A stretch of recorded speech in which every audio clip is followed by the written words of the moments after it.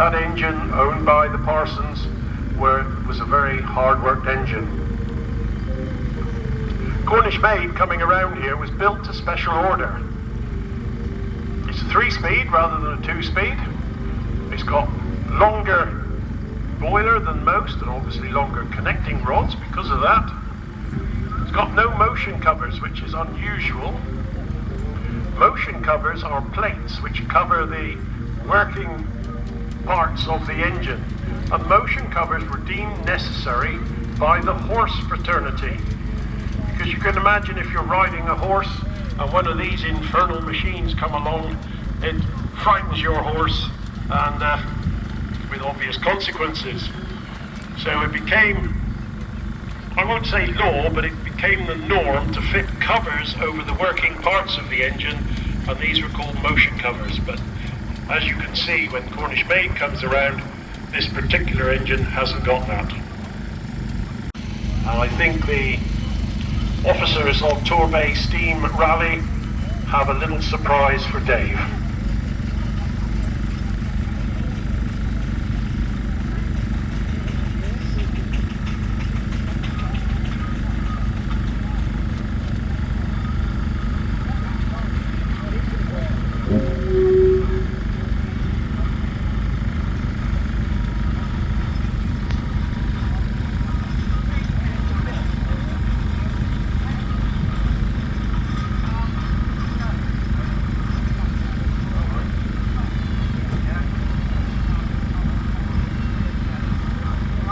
Dave, if you can hear me, yeah, if you'd just like to pull up in front of the coal bags,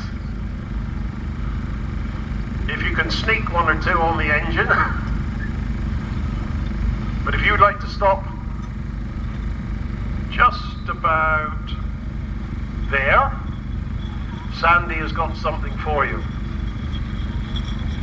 If you've seen the signboard outside where this engine is parked, you will have seen that Billie, in this month of August, is 130 years old.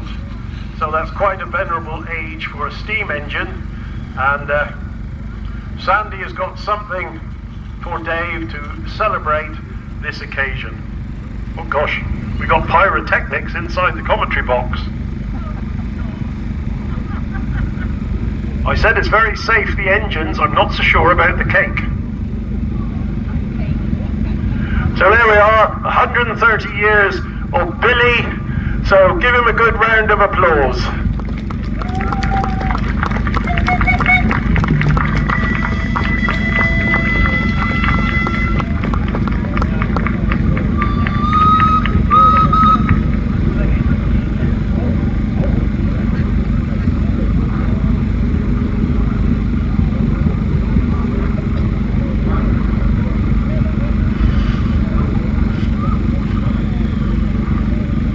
Stayed.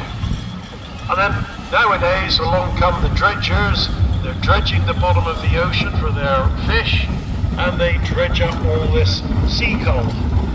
And what's in front of me at the moment is a box of sea coal. It's covered in barnacles, but to an engine owner it's like rocket fuel.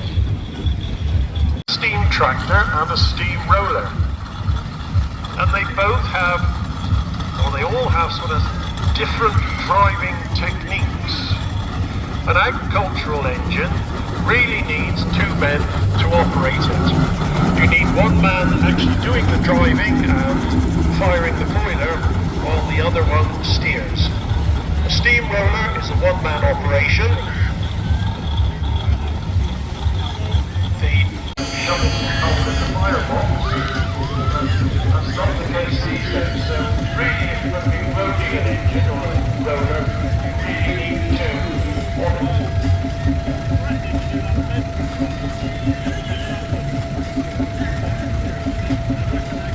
The other of the way is the steam tractor, which is Firefly. Steam engines are subject to a lot of different authorities. One is the licensing arrangement for the driver. So anybody who drives a car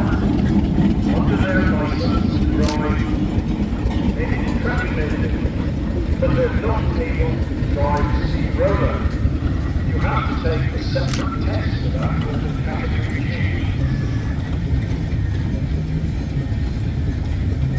So, any of you with car license, you're not able to drive a 10-ton steam roller, but you can jump off Onward, weigh around 22 tons or a big firing engine, and you're allowed to drive that on the road under your car license.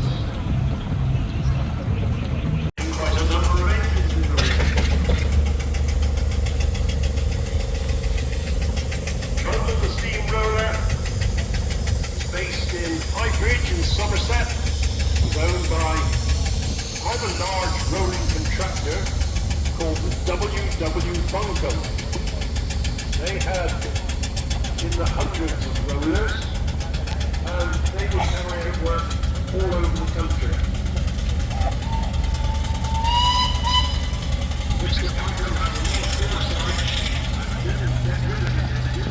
A device for harvesting the corn.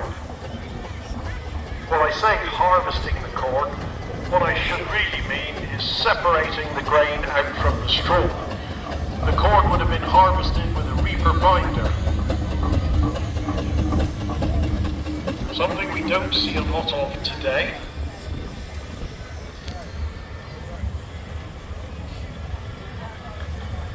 In this county, Devon, there was a lot of wheat grown for thatching reed years ago. In fact, there are still some fields in Devon grown for thatching reed, and it's an old variety of corn that is used because it's a lot taller than the newer varieties. It's cut a lot earlier than what it would have been cut with a combine, and then it's cut with a reaper binder which produces sheaves of corn. These sheaves of corn are stacked up in the field. They make little piles of them called shocks, and it stays in the field for anything up to a fortnight to ripen out. The corn is then brought into the stack yard or the barn, and there it stays until the thrashing machine comes along and thrashes it.